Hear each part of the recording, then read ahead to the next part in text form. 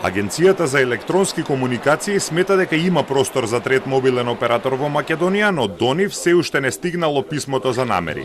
Кога ќе стигне, ќе почнеме постапката за доделување фреквенции, вели директорот Јето на Кику. Втората по големина унгарска телеком групација 4iG, блиска до премиерот Виктор Орбан, доставила писмо за намери до македонската влада дека е заинтересирана да влезе на македонскиот пазар за фиксна и мобилна телефонија. Се гледа дека имаме најдобар интернет во регионов, во Балканов, па меѓу најдобрите во Европа.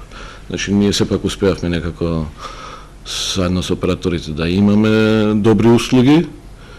Со трет оператор тоа би значило уште подобри услуги.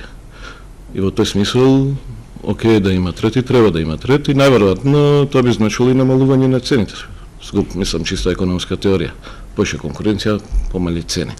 Во АЕК велат дека кога ќе се отвори постапката, може да се појават и други компании. Сега, ако го добиеме писмото од интерес, ние законски ќе треба да одговориме на тоа, да спремаме, да им кажеме кои се условите и по процедура по закон, или се отвара тендер, и на тоа може да се појават, може да појават и други што до сега не појавили интерес, или може да појават интереси понатам. И секој што сака има намера и се појава. Ако се појават поише, има надавање, ако се јави на еден, тогаш се оди на таа цена одредена.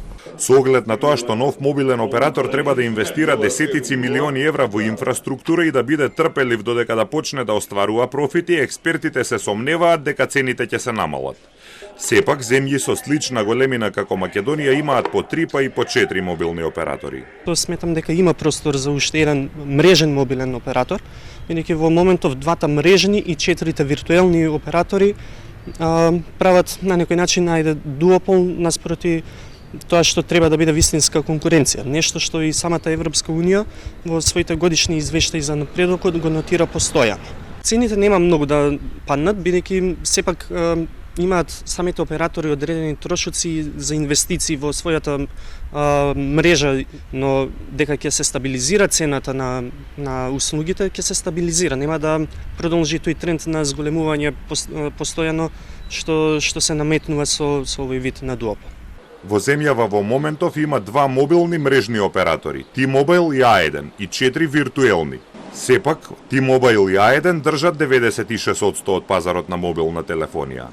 Во Македонија до 2015-та имаше 3 мобилни оператори, но тогашните One и VIP се споија во една фирма One VIP, која во 2019-та се преименува во A1 Македонија. По спојувањето, Агенцијата за електронски комуникации им одзеле дел од фреквенциите, токму за да остават простор за евентуален влез на трет мобилен оператор.